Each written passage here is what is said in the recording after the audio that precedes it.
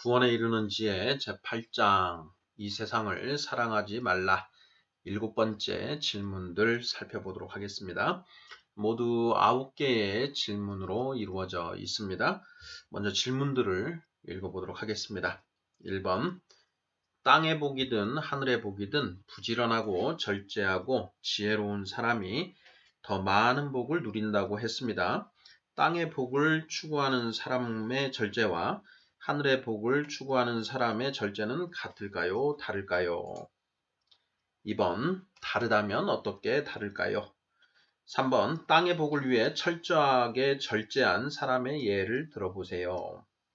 4번, 성경에서 하늘의 복을 위해 철저하게 절제한 사람의 예를 들어보세요. 5번, 땅의 복을 추구하는 사람은 무엇을 위해 무엇을 절제하나요? 고린도전서 9장 25절. 6번, 하늘의 복을 추구하는 사람은 무엇을 위해 무엇을 절제하나요? 창세기 39장 9절, 다니엘 1장 8절. 7번, 세상이 말하는 절제와 성령의 열매로서의 절제는 어떻게 다른가요? 8번, 디모데후서 1장 7절은 하나님이 우리에게 주신 것은 두려워하는 마음이 아니요 오직 능력과 사랑과 절제하는 마음이라고 합니다. 무슨 뜻인가요? 8번, 베드로후서 1장 6절은 지식의 절제를 절제에 인내를 더하라고 합니다. 무슨 뜻인가요? 네, 이렇게 해서 모두 9개 질문입니다. 자, 본 질문들은 이제 절제에 대해서 좀 깊이 살펴보는 그런 질문들이라고 할 수가 있는데요. 1번 문제에서 이렇게 써 있는 것처럼 땅의 복이 되었든 하늘의 복이 되었든 부지런하고 절제하고 지혜로운 사람이 더 많은 복을 누리게 되어 있다라는 것은 이미 우리가 살펴보았습니다. 우리가 지난 시간에는 땅의 복을 추구하는 사람의 그 부지런함과 그리고 하늘의 복을 추구하는 사람의 부지런함이 어떻게 다른가 하는 점에 대해서 이제 살펴보았고요. 오늘은 두 번째로 이 땅의 복을 추구하는 사람의 절제와 하늘의 복을 추구하는 사람의 절제가 어떻게 다른가 하는 점에 대해서 살펴보는 그런 순서가 되겠습니다. 다음 시간에는 땅의 복을 추구하는 사람의 지혜와 하늘의 복을 추구하는 사람의 지혜가 어떻게 다른가 하는 점을 살펴볼 이제 예정입니다. 자, 1번 문제.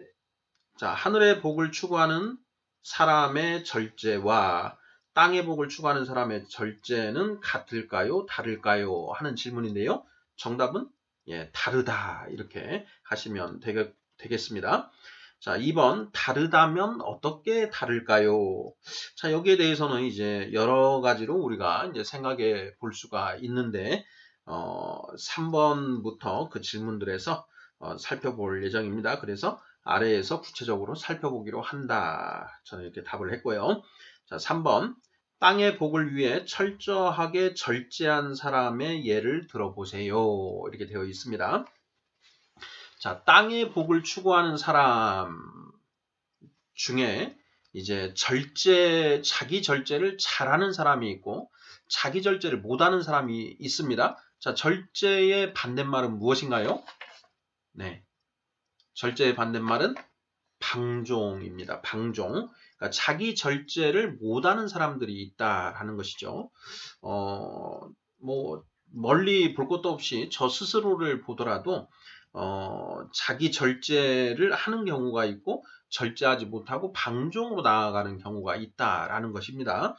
우리가 100% 절제를 할 수 있으면 좋겠지만은 이 100% 절제를 하는 건 스스로의 힘으로 100% 절제한다는 것은 쉽지 않습니다. 그래서 방종으로 나아갈 때가 있는데 내가 스스로 절제할 경우와 방종할 경우 이런 것들을 이제 떠올려 보면 절제의 결과는 무엇이고 방종의 결과는 무엇인지 이제 알 수 있을 텐데요.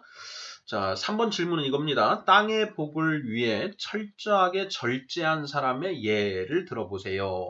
라는 것입니다. 자, 땅의 복은 부와 권력과 명예, 쾌락, 그리고 건강과 장수 이런 것들이 땅의 복에 해당하는 것이라고 했습니다. 자, 땅의 복을 얻기 위해 자신을 철저하게 절제하는 사람들에 의해 우리가 이제 그 특정 분야에서 성공하는 사람들 우리가 많은 예를 들어볼 수가 있습니다. 힘든 체중 조절과 훈련을 통해 금메달을 획득한 사람들, 또 발이 디뎌질 정도로 연습하여 세계적으로 명성 있는 그런 발레리나가 된 사람들, 또 덜 먹고 덜 쓰고 근검 전략해서 큰 부자가 된 사람들, 뭐 이런 사람들이 다 모두 땅의 복을 위해서 철저하게 자신을 절제한 그런 사람들의 예가 되겠습니다. 우리나라에서는 이제 뭐 고 정주영 씨나 고 이병철, 이건희 씨 이런 분들 굉장한 이제 부를 얻었는데 이런 분들이 이제 자기 절제를 철저하게 했다라는 그런 일화들을 우리가 알 수가 있습니다. 자, 땅의 복을 위해 철저하게 절제한 사람의 예를 들어보세요. 뭐 가깝게 멀게 우리 주변에서도 그렇게 성공하신 분들, 세상에서 성공한 사람들 그런 예를 많이 볼 수가 있습니다. 뭐 과거에 이제 고시 공부나 이제 고시 합격을 위해서 철저하게 자신을 절제했던 뭐 그런 예들 이렇게 들어볼 수가 있겠습니다. 자, 4번 질문. 성경에서 하늘의 복을 얻기 위해 철저하게 절제한 사람의 예를 들어보세요. 이렇게 되어 있습니다. 자, 성경에 등장하는 많은 인물들 중에 이 절제를 특히나 이렇게 절제의 모범이 된 예, 이렇게 들어보면, 저는 이제, 그 창세기 39장에 나오는 요셉, 자, 주인 보디발의 그 부인이 그 젊은 청년인 요셉을 이제 유혹을 하는데요. 그 요셉은 그 부인의 유혹에 그 넘어가지 않고 그 유혹을 뿌리치지요. 그때 이제 그 유혹을 뿌리치기 위해서 옷을 잡고 늘어지는데 그 옷을 놓고 갔다가 이제 요셉이 그 모함에 빠져서 감옥에 갇히게 되는 일들이 창세기 39장에 기록이 되어 있는데요.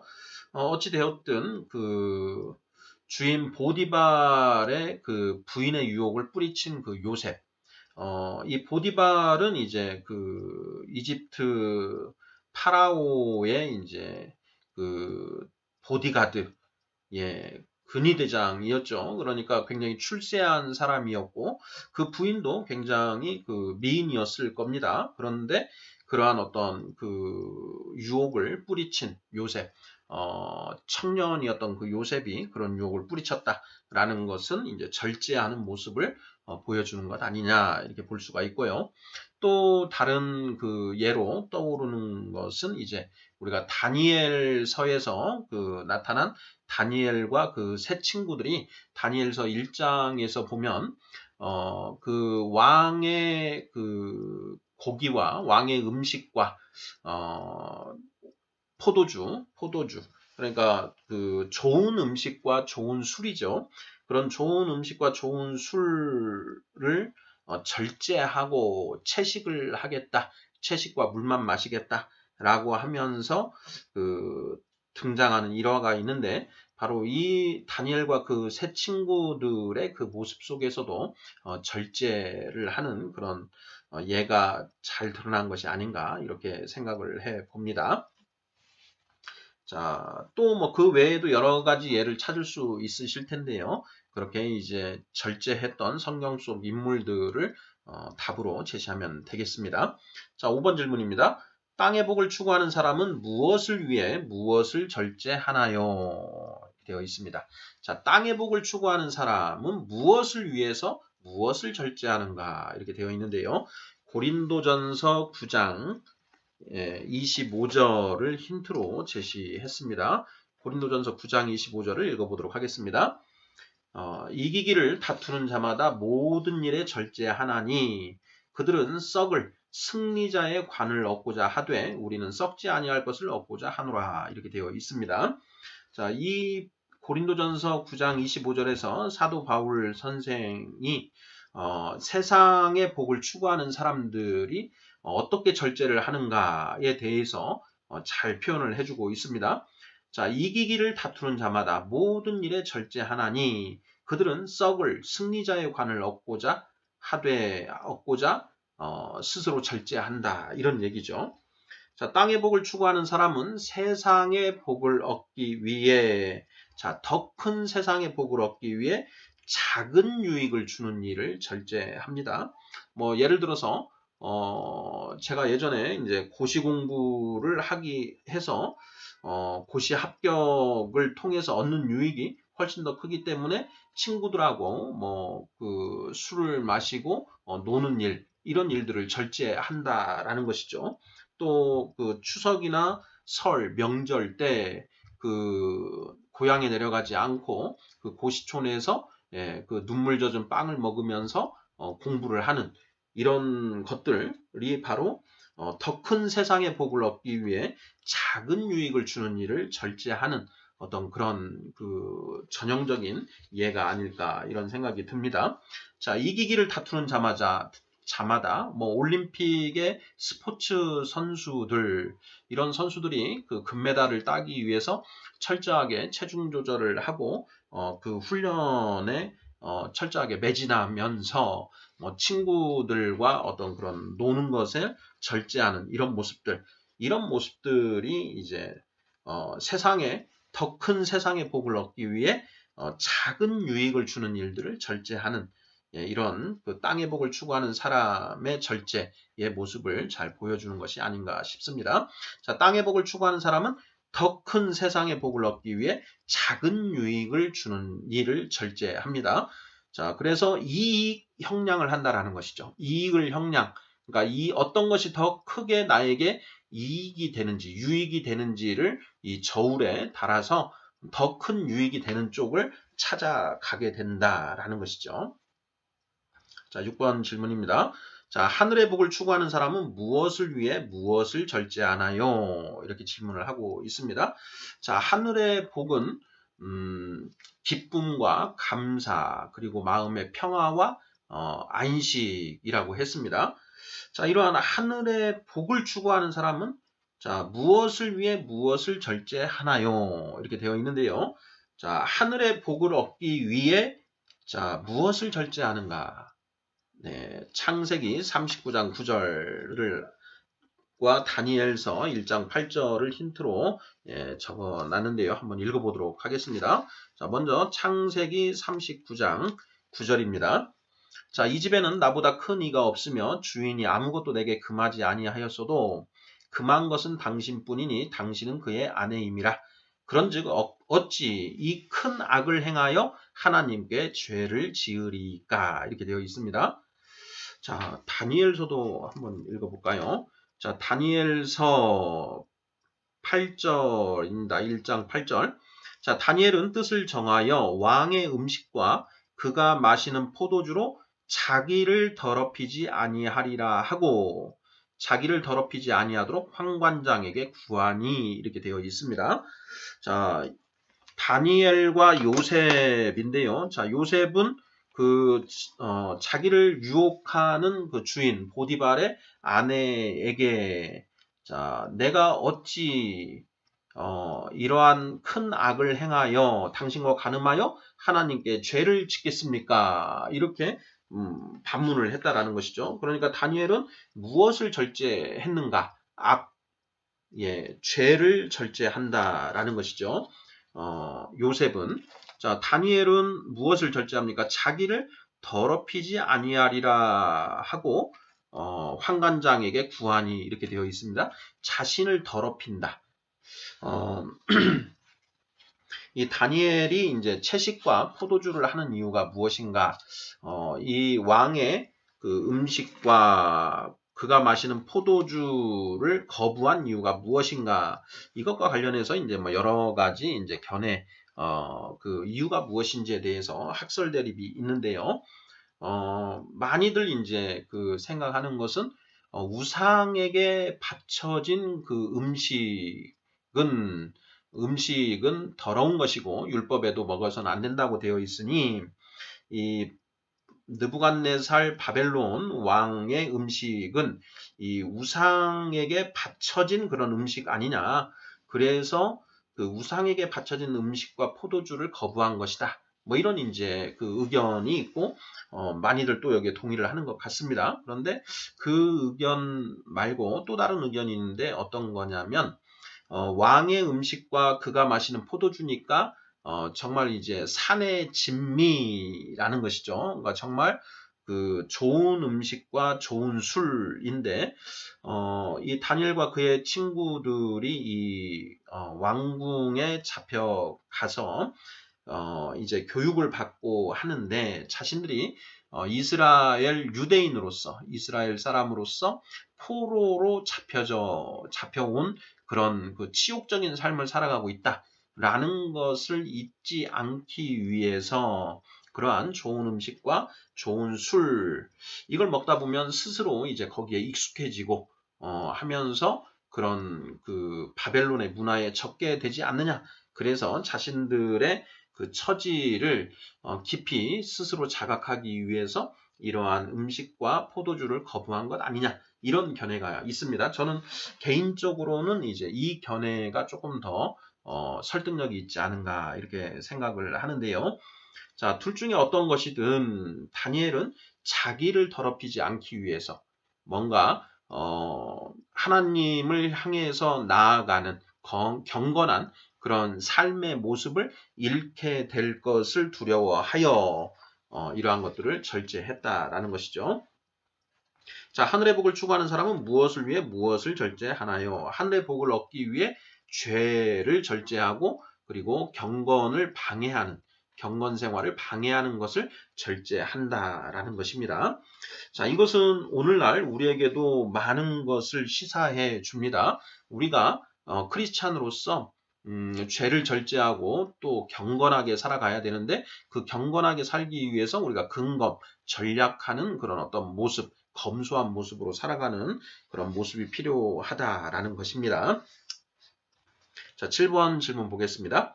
세상이 말하는 절제와 성령의 열매로서의 절제는 어떻게 다른가요? 자, 이미 앞에서도 한번 살펴봤는데요. 세상이 말하는 절제는 이익 형량을 통해 더 큰 유익을 얻기 위해 작은 유익을 주는 것을 절제하는 것이다. 이런 이제 것을 살펴봤고, 성령의 열매로서의 절제는 크든 작든 죄라고 한다면 어떤 죄가 크든 작든 간에 죄를 짓지 않겠다라는 것이고 또 자신의 경건 생활을 지키기 위해서 그 경건을 방해하는 그러한 그것을 절제하는 이런 것이라고 했습니다. 자, 차이점이 거기에 있다라는 것은 이제 벌써 한번 살펴봤고요. 이거 외에 또 생각해 볼 수 있는 게 세상에서도 도덕이라는 게 분명히 있습니다. 자, 이성과 양심에 의해서 우리가 어느 정도의 도덕률을 인식하고 그리고 양심에 따라서 살아가야 된다. 이런 것들을 우리가 어느 정도는 가지고 있기 때문에 그러한 어떤 그 도덕을 지키기 위해서 자기 절제를 하는 어떤 이런 부분들이 분명히 있습니다. 자, 그러한 절제와 성령의 열매로서의 절제가 어떻게 다른가? 이 부분도 살펴보아야 됩니다. 세상이 말하는 절제와 성령의 열매로서의 절제. 우리가 갈라디아서 5장 22절, 23절을 보면 오직 성령의 열매는 사랑과 희락과 화평과 오래 참음과 자비와 양성과 충성과 온유와 절제니 이와 같은 것을 금할 법이 없느니라 이렇게 되어 있습니다. 자, 성령의 열매로서 9가지를 이제 나열하고 있는데요. 거기에 나열되어 있는 9가지 열매는 하나님의 성품이다. 하나님에게 있는 성품으로서의 그 열매다. 이렇게 이제 우리가 한번 나눈 적이 있습니다. 그래서 하나님이 가지고 계시는 어떤 절제, 이것과 우리 인간이 가지고 있는 절제는 분명히 차원이 다를 수밖에 없다라는 것입니다. 그래서 땅의 절제와 하늘의 절제, 이렇게 표현을 하면은 좀 그 이미지가 확실히 좀 오는데요. 자, 하나님의 절제와 우리 사람의 절제가 어떻게 다른가? 자, 우리가 사람에게 어떤 도덕을 지키고 양심에 따라 살려고 하는 어떤 그런 절제하려고 하는 마음이 있을 수 있습니다. 자, 그런데 그러한 절제, 그렇게 하는 그 절제, 그러한 마음으로 하는 절제와 자, 하나님의 성품을 우리가 성령을 통해서 나눠 가지게 되는데요. 그렇게 성령의 열매로서의 절제는 어떻게 다를까? 예, 이것을 이제 생각해 보는 것입니다. 이거는 이제 그 순수성으로도 우리가 정도로서 따져볼 수가 있는데요. 성령의 열매로서의 절제는 정말 100% 순수한 절제를 말하고, 자, 세상이 말하는 절제는 어떤 상대적으로 꼭 100%가 아니더라도 뭐 70%, 80%만 되더라도 그 사람들, 보통 사람들보다 좀 더 강화된 그런 절제만 보여도 그것으로도 만족하는 그런 절제. 그래서 순수성에서 좀 차이가 있지 않을까. 일단 그 정도 지금 생각이 듭니다. 네, 이 부분 세상의 땅의 절제와 하늘의 절제가 어떻게 다를까 하는 부분들 우리 그 성도님들께서도 좀 더 묵상을 해보시고 저도 좀 더 묵상을 해보도록 하겠습니다. 자, 다음 8번 질문입니다. 디모데후서 1장 7절은 하나님이 우리에게 주신 것은 두려워하는 마음이 아니요 오직 능력과 사랑과 절제하는 마음이라고 이렇게 이제 기술하고 있는데요. 무슨 뜻인가요? 이런 질문입니다. 디모데후서 1장 7절 하나님이 우리에게 주신 것은 두려워하는 마음이 아니요 오직 능력과 사랑과 절제하는 마음이라. 그냥 읽고 넘어가면 좋은 말이고 그냥 이렇게 그렇구나 하고 넘어갈 수 있는데요. 굉장히 다 추상적인 그 추상명사들이 나열되어 있기 때문에 이런 부분들은 깊이 좀 묵상을 하고 구체화 좀 시켜볼 필요가 있습니다. 자, 하나님이 우리에게 주신 것은 두려워하는 마음이 아니다. 네. 두려워하는 마음이 아니고 오직 능력과 사랑과 절제하는 마음이다. 이게 무슨 뜻인가? 자, 절제에 대해서 지금 살펴보고 있으니까요. 절제를 보면 자, 하나님의 심판이 무서워서 죄를 절제하는 경우가 있습니다. 자, 이것도 죄를 절제하는 하나의 그 강력한 동기가 되긴 됩니다. 자, 우리에게 영원한 그 불심판, 영원한 심판이 지금 이제 그 있다라는 것이죠. 그 요한계시록 20장의 백보자 심판, 마지막 그 최후의 심판이 우리를 기다리고 있고 그 최후의 심판에서 우리가 죄인으로 판명이 되면 우리는 이제 영원한 불구덩이에서 영벌에 처해지게 된다라는 것이죠. 자, 그러한 하나님의 심판이 무서워서 죄를 절제할 수도 있습니다. 자, 그런데 자, 하나님의 심판이 무서워서 죄를 절제하는 것.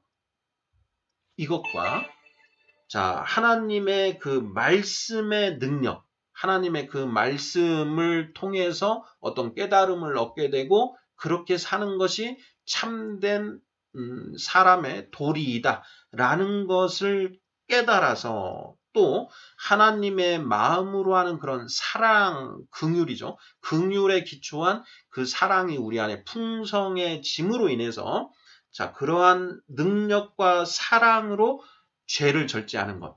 이거는 이제 차원이 다르다라는 것입니다.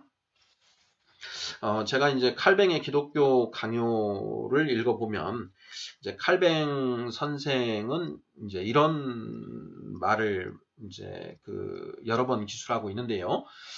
우리 신앙인들 중에 그 하나님을 두려워하는 게 있는데, 정말 하나님을 정말 무섭고, 이 심판하시는 분으로 두려움을 가지고 있는 그 사람과 정말 하나님을 그 공경하는 마음 그리고 하나님의 그 우리를 사랑하심, 우리를 긍휼히 여기심 이것을 이해하면서 하나님을 두려워하는 사람은 이 천지 차이, 정말 큰 차이가 있다.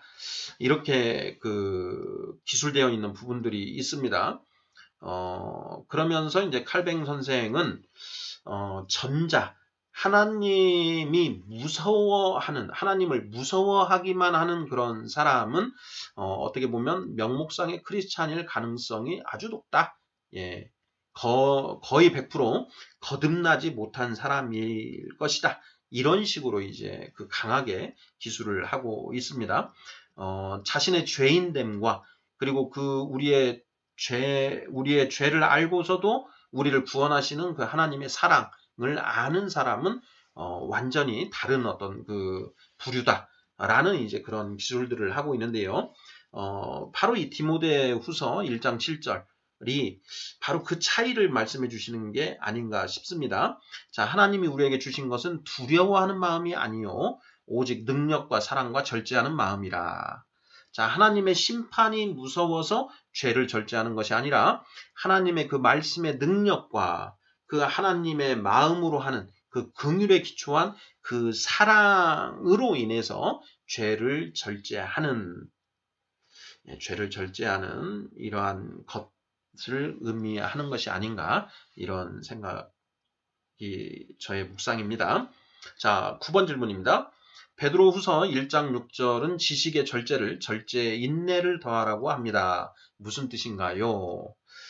네, 베드로후서 1장 6절을 이제 베드로후서를 보면 이제 계속 이런 표현들이 나오는데요. 네, 한번 찾아서 읽어보도록 하겠습니다. 베드로후서 1장 5절, 6절, 7절 있네요. 그러므로 너희가 더욱 힘써 너희 믿음의 덕의 지식의 절제의 인내를, 인내의 경건의 형제 우애의 사랑을 더하라.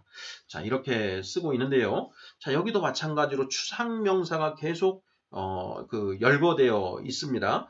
그래서 사실 이게 무슨 뜻일까 하는 부분 이제 깊이 묵상을 좀 해야 되는데요. 자, 이 5, 6, 7절 말씀 중에 6절 절제와 관련된 부분만 따로 떼어서 이제 질문을 만들어 보았습니다. 자, 지식의 절제를 더하고 절제의 인내를 더하라. 과연 이게 무슨 뜻인가 하는 그런 질문이 되겠습니다. 자, 저는 이렇게 정리를 해봤습니다. 자, 지식은 하나님의 뜻을 아는 것입니다. 그래서 하나님의 뜻을 알았으니 하나님의 뜻에 따라 죄를 절제하라. 자, 이게 이제 바로 지식의 절제. 하나님의 뜻을 아는 것.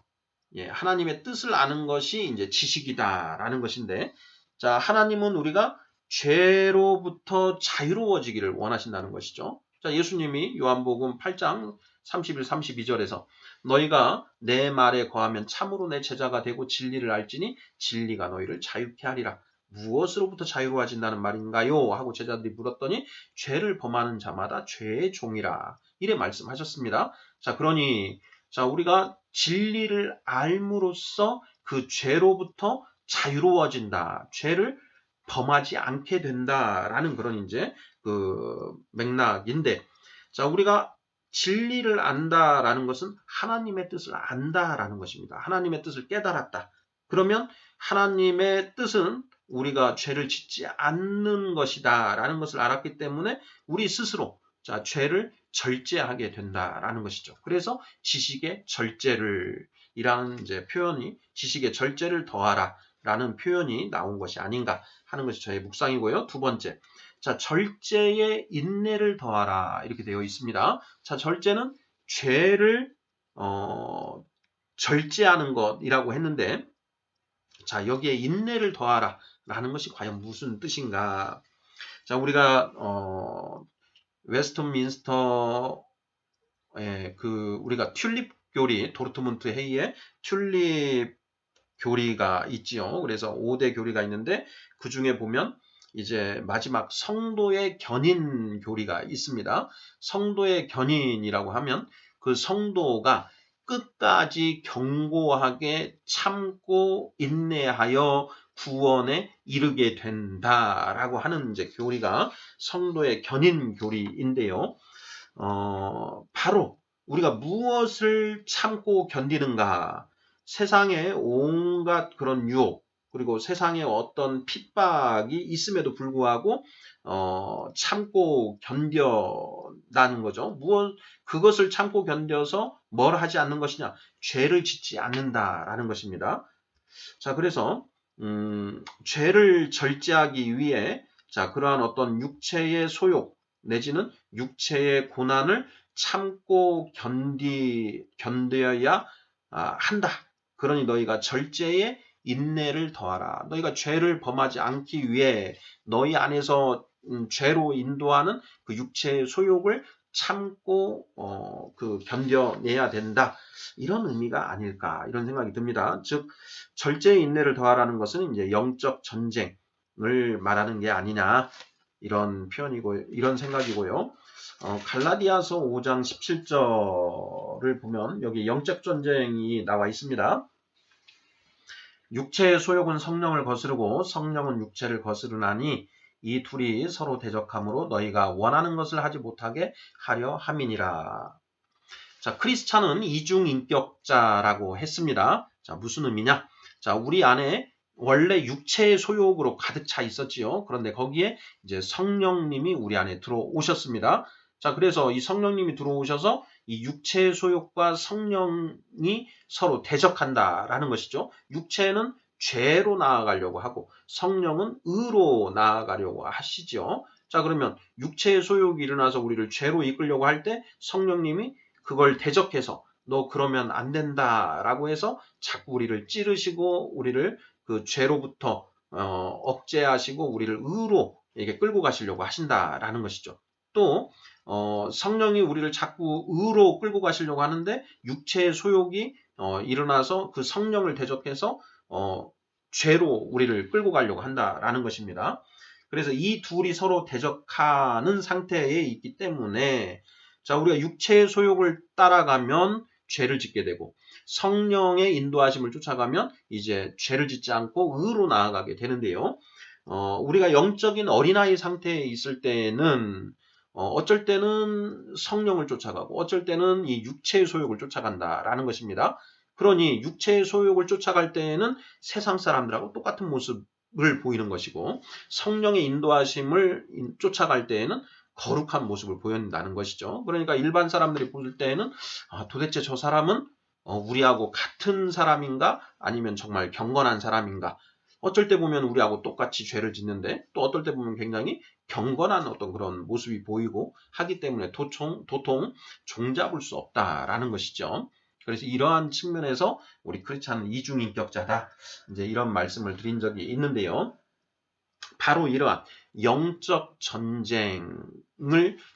전쟁에서 우리가 육체의 소욕을 참고 견디는 것 이것이 바로 절제의 인내를 더하라고 하는 그 말씀의 뜻이 아닌가 이런 것이 저의 묵상입니다. 자, 정리해 보겠습니다. 베드로후서 1장 6절은 지식의 절제의 인내를 더하라고 합니다. 무슨 뜻인가요? 하나님의 뜻을 알았으니 하나님의 뜻에 따라 죄를 절제해야 하며 나아가 죄를 절제하기 위해 육체의 소욕을 참고 견뎌야 한다는 의미가 아닐까 싶습니다. 이렇게 정리를 해봤습니다. 자, 오늘 살펴본 구원에 이르는 지의 제8장 이 세상을 사랑하지 말라 7번째 그 질문들은 모두 9개로 이루어져 있는데요. 바로 절제에 대해서 좀 더 깊이 살펴보는 그런 내용이었습니다. 자, 땅의 절제와 하늘의 절제가 어떻게 다른가 하는 점, 이 부분이 키포인트가 되겠습니다. 네, 아멘.